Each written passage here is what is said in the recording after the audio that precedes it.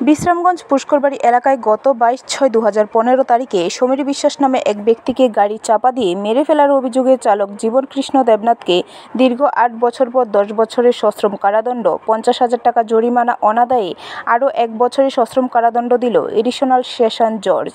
গত 22/6/2015 তারিখে সমীর বিশ্বাস, পিতার নাম শচীন্দ্র বিশ্বাস, বাড়ি ইস্ট প্রতাপগড়, আগরতলা, সহধর্মিণীকে নিয়ে মেলাঘর থেকে আগরতলা উদ্দেশ্যে আসার পথে বিশ্রামগঞ্জ পুষ্করবাড়ি এলাকা আসা মাত্রই অপর দিক থেকে আগরতলা থেকে উদয়পুরের উদ্দেশ্যে যাওয়ার পথে TR01A1297 নাম্বার একটি বাস গাড়ি সমীর বিশ্বাসের স্কুটিতে সজোরে ধাক্কা মেরে সমীর বিশ্বাসকে গাড়ির চাকার নিচে ফেসে অনেকটাই দৌড় নিয়ে একটি বোলেরো গাড়ির সাথে ধাক্কা মারে। ঘটনাস্থলে মৃত্যু হয় স্কুটি চালকের।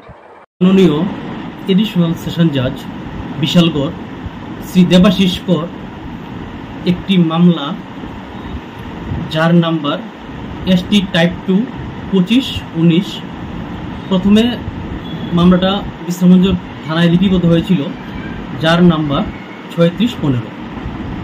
এই মামলায় মাননীয় এডিশনাল সেশন জজ একটি চূড়ান্ত রায় প্রদান করেন এবং চূড়ান্ত রায় প্রদানকালে অভিযুক্ত আসামি জীবন কৃষ্ণ দেবনাথকে এই মামলায় 10 বছরের সশ্রম কারাদণ্ড দেন, সাথে 50,000 টাকা জরিমানা করেন। অনাদায়ে আরও 1 বছর সশ্রম কারাদণ্ড ভোগ করতে হবে। এই মামলায় অভিযোগ ছিল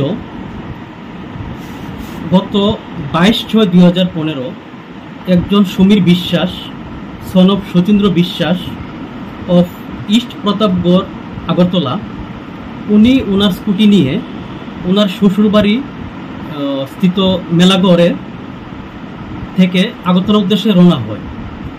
উনি যখন বিশ্রামগঞ্জ পুষ্করবাড়িতে পৌঁছান তখন একটি বাস গাড়ি যার নাম্বার TR01A।